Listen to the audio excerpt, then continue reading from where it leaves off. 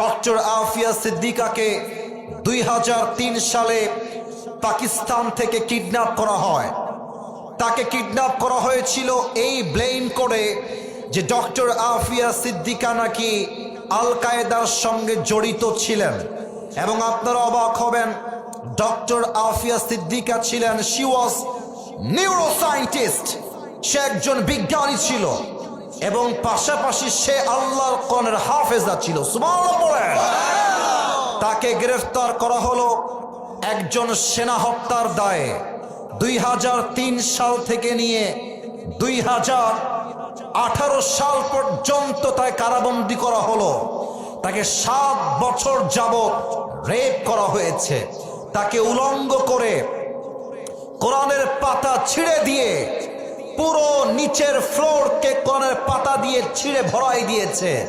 আর আফিয়া সিদ্দিকাকে বলা হয়েছে উলঙ্গ অবস্থায় কোরআনের উপর দিয়ে তুমি হেঁটে যাবা পা দিয়ে। এই মহিলা, এই নারী যুগের পরে যুগ আমেরিকার ভেতরে টর্চার সেলে জুলুমের শিকার হয়েছে, তবুও তাওহীদ আর ঈমানকে স্যাক্রিফাইস করতে প্রস্তুত হয় নাই। এবং আপনারা জানলে আরো অবাক হবেন, আফিয়া সিদ্দিকা জেলে থাকা অবস্থায় আল্লাহর রসুলকে স্বপ্নে সাক্ষাৎ করেছে। সুবহানাল্লাহ পড়বেন না? না, এটা জিনাই তো সুবহানাল্লাহ হইল না, বলেন সবাই জোরে সোরে। আফিয়া সিদ্দিকার ভাষা হচ্ছে উর্দু ভাষা। নবীর সঙ্গে স্বপ্নে সাক্ষাৎ, ডাক দিয়ে বলছে, ইয়া রাসূলুল্লাহ मैं यहाँ पर कब तक रहूं, আমি এখানে আর কতদিন থাকবো ইয়া রাসূলুল্লাহ, ये इम्तिहान कब खत्म होगा, এই পরীক্ষা কবে শেষ হবে ইয়া রাসূলুল্লাহ। নবীজি একটু মুচকি হাসি দিয়ে বললেন, আফিয়া ये तुम्हारा इम्तिहान नहीं है, এটা তোমার পরীক্ষা নয়। এই কথা শুনে আফিয়া সিদ্দিকা চোখের পানি ছেড়ে বললেন, ইয়া রাসূলুল্লাহ अगर ये मेरा इम्तिहान नहीं है तो मुझे जो जुल्म किया जा रहा है ये मुझसे और बर्दाश्त नहीं होता। हे रसूल, যদি এটা আমার পরীক্ষা না হয়, যে জুলুম চলছে, যে ধর্ষণ চলছে, যে রেপ চলছে, এটা আমার দ্বারা আর সহ্য হচ্ছে না। এ নবী, আমি কবে মুক্তি পাবো? নবীজি বলছেন, আফিয়া ये तुम्हारा इम्तिहान नहीं है, ये मेरी उम्मत का इम्तिहान है, এটা আমার প্রত্যেকটা উম্মতের ইমতিহান।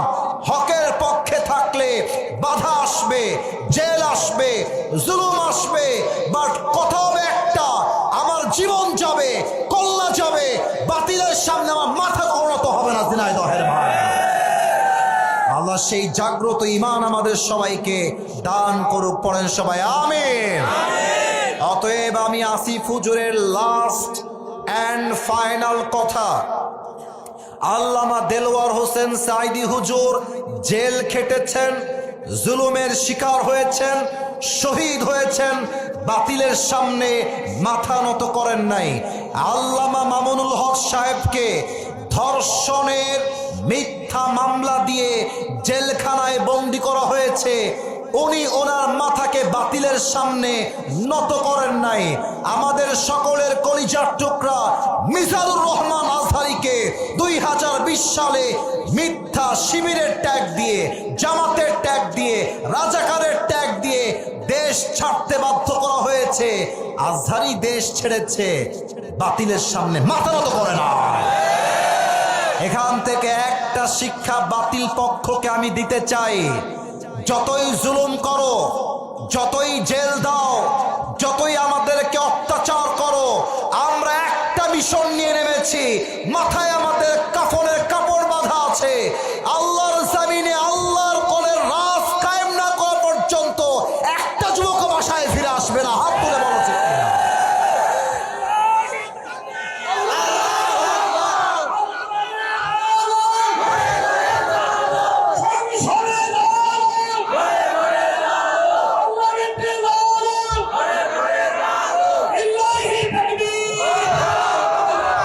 আল্লাহ যেন এই স্লোগানকে কবুল করে। পড়েন সবাই আমিন। খালি স্লোগান দিলে হবে না, যখন দিন কায়েমের আন্দোলনের কথা আসবে, আল্লাহর জমিনে আল্লাহর রাজ কায়েমের কথা আসবে, মাথায় কাপড়ের কাপড় বেঁধে রাস্তায় নামতে হবে যুবক ভাই। আল্লাহ যেন সবাইকে কবুল করে পড়া আমি।